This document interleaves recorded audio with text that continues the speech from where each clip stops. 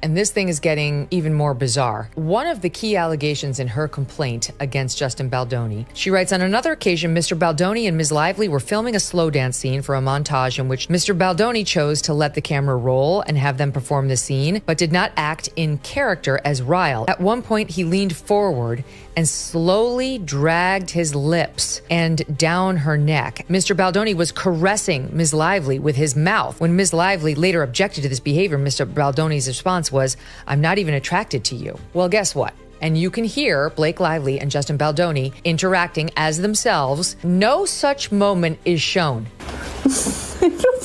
They're acting like lovers. And my nose is so big. That's her big harassment moment. They are playfully acting. She's completely flirtatious with him. He is flirtatious back, but they're talking about their spouses. She doesn't say, "Oh my God, you nuzzled me and said that I smell good." She, like, time and time again, she accuses him of doing something, which then when you hear the full context, she said, he came in my trailer while I was breastfeeding. Well, then he produced the text messages showing her saying, "I'm breastfeeding, come on over." She accused his producing partner of showing her pornography, absolutely non-pornographic. Can't see any body parts. You can just see that two people clearly are in a bathtub holding their baby.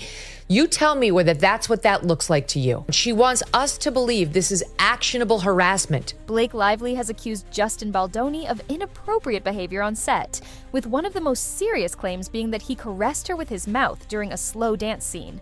According to Lively, this moment was unprofessional and made her uncomfortable. However, no footage supporting this claim has surfaced, raising questions about its validity. Additionally, when she confronted Baldoni about his actions, he allegedly responded dismissively. While Lively insists this was an act of misconduct, critics argue that such claims need verifiable proof, especially when they can significantly impact someone's career. Given the nature of the entertainment industry, on-set chemistry can often be misinterpreted. Without concrete evidence, public opinion remains divided on whether this was a genuine violation or a misunderstanding.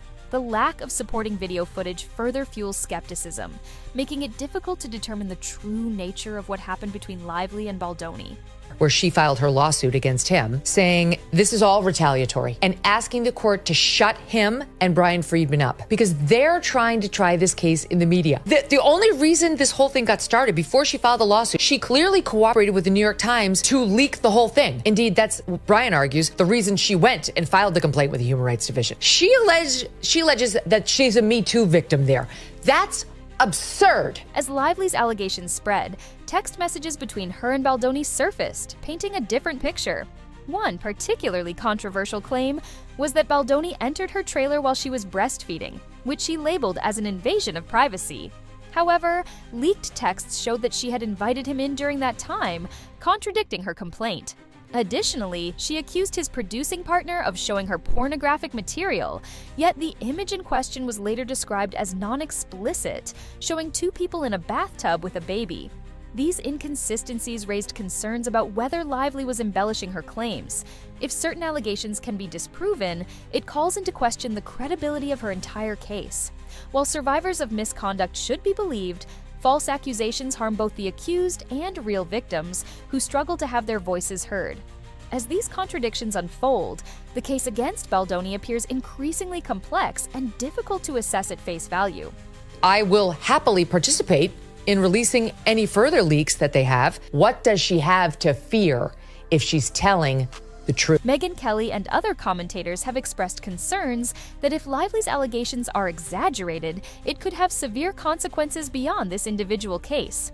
False or manipulated accusations can create widespread skepticism toward genuine survivors, making it harder for them to be believed. Kelly argues that when celebrities use misconduct claims as leverage for career advancement or personal gain, it diminishes the credibility of real victims who already face obstacles in seeking justice. In high-profile cases, public narratives are shaped by media coverage, and misinformation can spread rapidly. The fear is that Lively's claims, if proven inconsistent, could be used as ammunition against real survivors in the future. Critics stress the importance of distinguishing between legitimate cases of misconduct and exaggerated claims that may be driven by ulterior motives. The ripple effect of such cases can erode trust in real survivors. ultimately harming efforts to address genuine abuse in Hollywood. Which showed a very different meaning than the snippets that Blake Lively put in her complaint. And that what in fact happened was Justin didn't harass Blake. Blake was interested in wresting control of this movie away from Justin, who was the director and the producer. She was just an actress in it.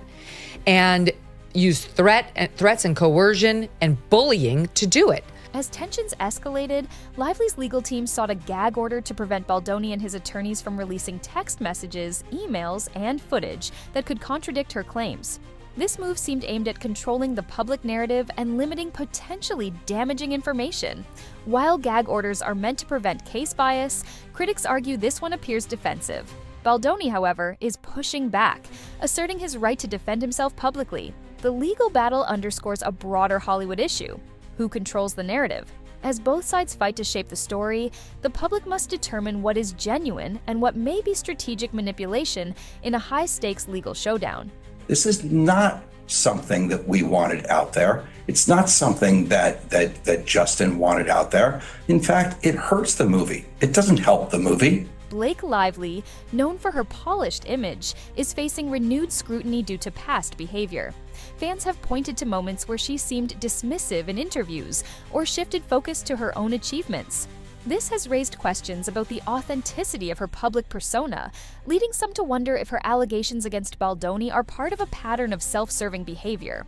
As her handling of criticism is examined, people are questioning whether she's truly a victim or using this situation to further her own interests. Part of what I've read of this suit so far is that Blake Lively did not even read the book that the movie was based on. Correct. And we're not talking War and Peace. This is a book that's probably written at a second grade reading level. Yeah. Reports suggest that Lively's feud with Baldoni may stem from her desire to control the film.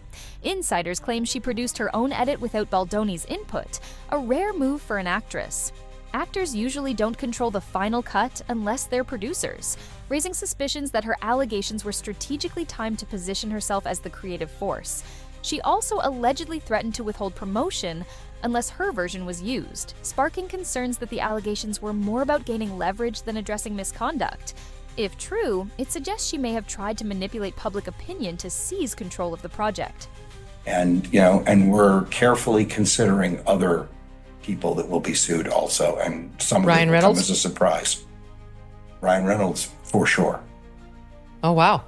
Another layer of controversy surrounds Lively's husband, Ryan Reynolds, and her close friend, Taylor Swift.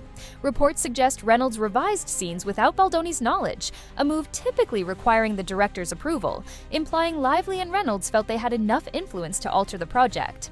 Leaked messages also reveal Lively boasting about having Reynolds and Swift as her dragons to defend her publicly if needed. This raises ethical concerns about using personal relationships to sway public opinion in a legal dispute, blurring the lines between justice and strategic PR. The involvement of these celebrities adds more intrigue, making the case even more divisive. I identify as a feminist. Right. What do you make of that? What I make of that is that if your wife is sexually harassed, you don't make fun of Justin Baldoni. You don't make fun of the situation. You take it very seriously. You file HR complaints. You raise the issue, and you follow a legal process. What you don't do is mock the person and turn it into a joke. Reports claim Baldoni was excluded from the film's premiere, despite his key roles as writer, director, and actor, forcing him to watch from the sidelines while Lively took center stage. His absence at an event celebrating his work suggests a calculated effort to diminish his presence. If true, it hints that Lively and her team may have been working to erase his influence, fueling speculation that the allegations were part of a larger strategy to control the project and shape public perception of their power struggle. Are you going to sue Blake Lively too? Into oblivion, Megyn. With each revelation, the stakes grow for both Lively and Baldoni. His career and reputation hang in the balance, making it crucial for him to counter the claims. Meanwhile, Lively's credibility is at risk as inconsistencies and emerging evidence cast doubt on her allegations. If the public sees her claims as exaggerated, it could damage her reputation and influence how misconduct cases are perceived in Hollywood. The bigger concern is the impact on real abuse survivors. If Lively's allegations are found to be misleading, it could make it harder for genuine victims to come forward without fear of skepticism. High-profile cases shape public opinion, and false or inconsistent claims risk creating a culture of doubt. Megyn Kelly and others warn this could set a dangerous precedent, making all allegations subject to suspicion. Regardless of the outcome, this controversy underscores the need for objective investigations and the risks of using allegations for personal gain. Do share your thoughts in the comments, and don't forget to like, share, and subscribe. See you in the next one.